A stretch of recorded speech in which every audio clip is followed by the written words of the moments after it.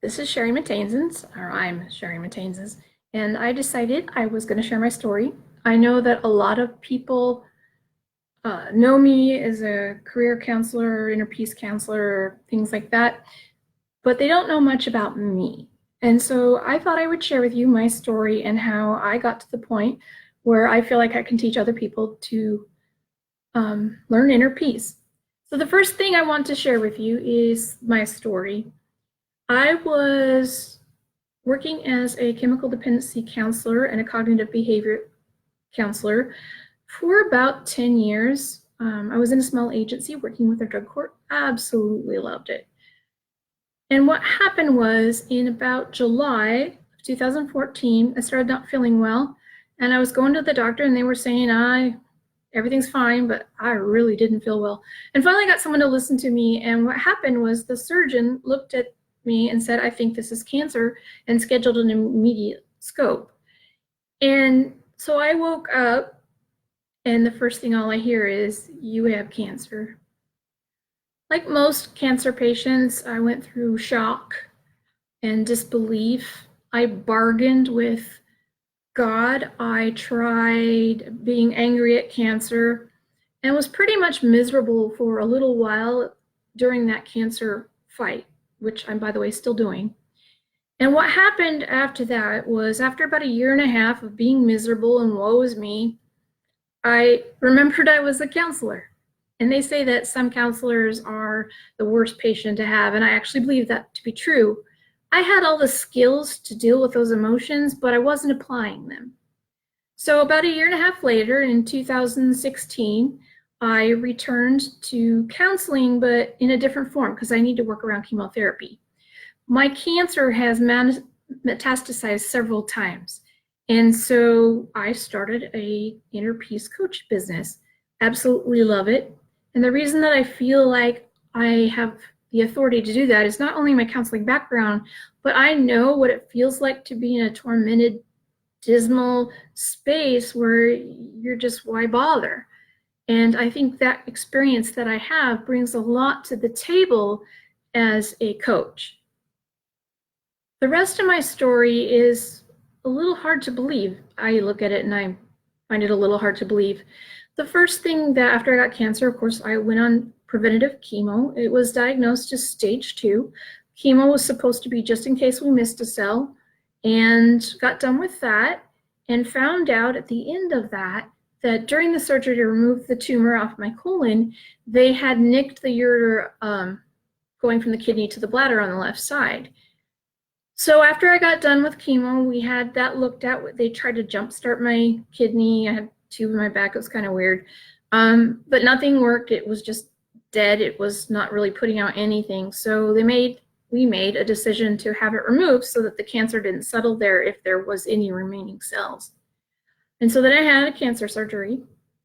And as if you can't add enough to all that, 2 days after I did the kidney surgery, I was at home and a wildfire swept through our county, and we were in the direct path. We lost the entire 40 acres except for the house and the barn. And I usually don't share my spirituality piece, but it really looked like a hand over this poor section. The fire came down to the house. It split around the house and barn, and then came back together and burned the rest of the property. That I can't explain it. Firemen couldn't explain it, but I saved my house somehow. I know we were watering the moment we heard there were fires. Anyway, so here I am with 2 days kidney scars, and I'm trying to throw things in my truck, and I pull a stitch. So we go back to the hospital and make sure everything's okay, because it was one of the internal stitches.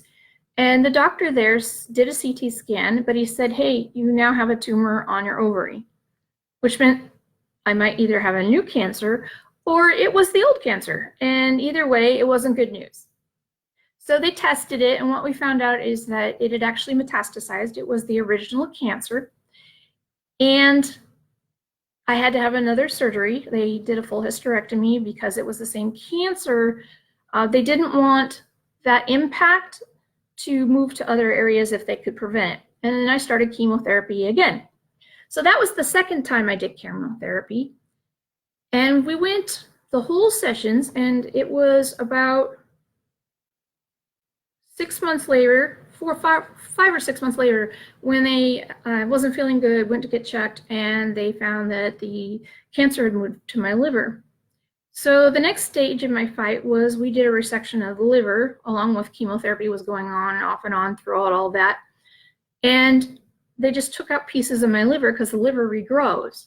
And so they took that out, and they were able to share that it was the same cancer, but they appeared to get it all. And not 4 months later, it appeared in my lungs. So at that point, I gave up the farm. It had burned down anyway, and went to Minnesota to get cancer treatment there. And that was a pretty miraculous experience because the oncologist I was working with in Washington State was kind of saying, well, there is no other chemotherapy for you. But the truth was there were some new products out that could be used. And so I went to the Mayo Clinic in Rochester, Minnesota, and they were able to hook me up with a chemotherapy that worked for about 1.5 years. And then the cancer became intolerant of the drug. It wasn't working anymore, and the tumors were starting to grow. So we're at 4 years mark at this point. I'm fighting this disease, but something was different in that in this process, a real sense of peace came over me. Like, you could pretty much stay poor me with all of that. But I made a decision to live rather than focus on dying, and applied my skills, like I said. And at this point in my cancer journey, I actually had a sense of inner peace. And that's when I realized that I can give this away as a coach.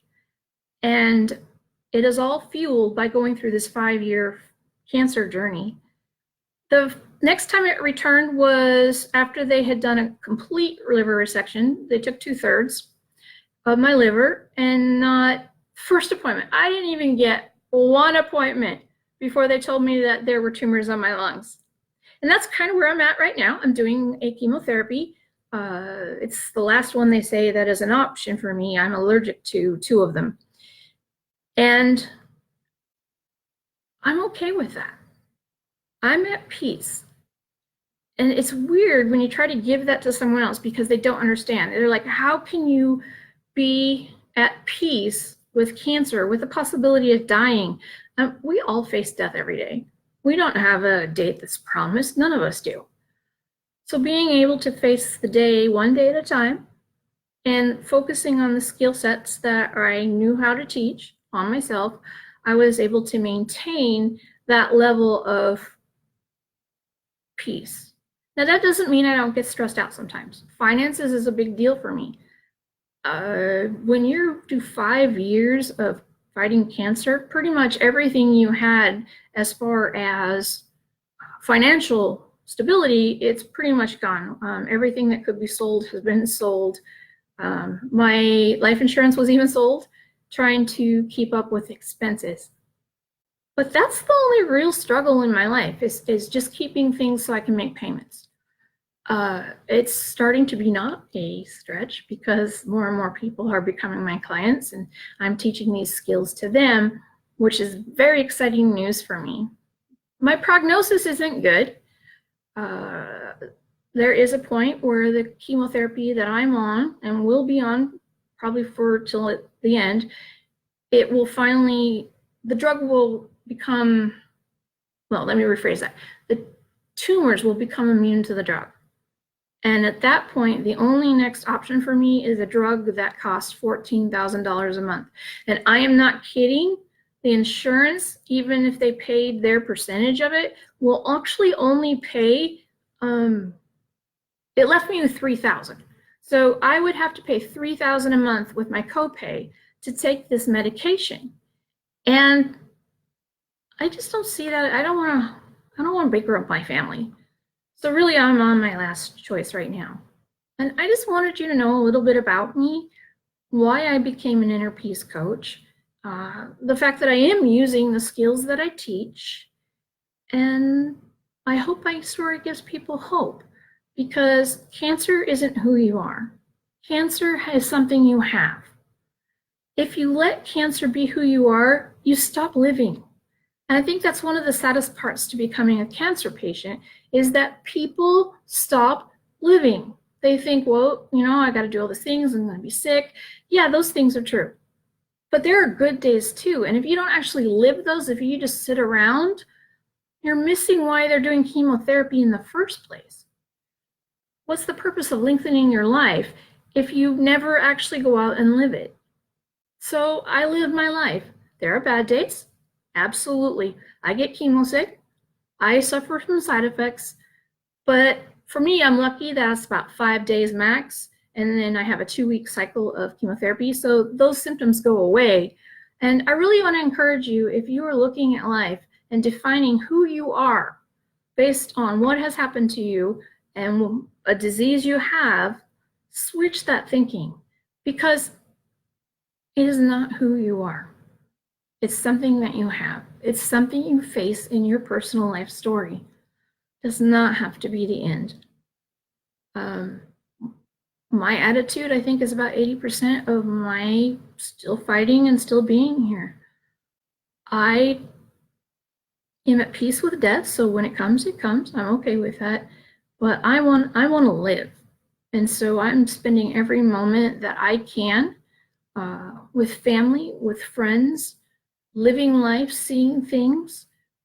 Some friends got together some money and they're sending me to Hawaii in actually next month. And that's on my bucket list trip, so I'm very excited about that. There really is so much more to live for. And if you can't find that, please get a hold of me. My coaching program is affordable compared to what's out there. Obviously, I don't value myself, so I'm not going to put myself out there for $20 an hour. But I can share how to get inner peace. I can share how to get a balanced life.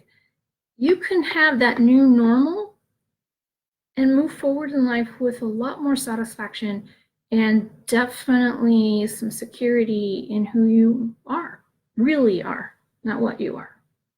So that's me. I hope that this will help if people are looking for a coach, to see that I do know, I have been there, and I look forward to those that want to work with me. Have a great day.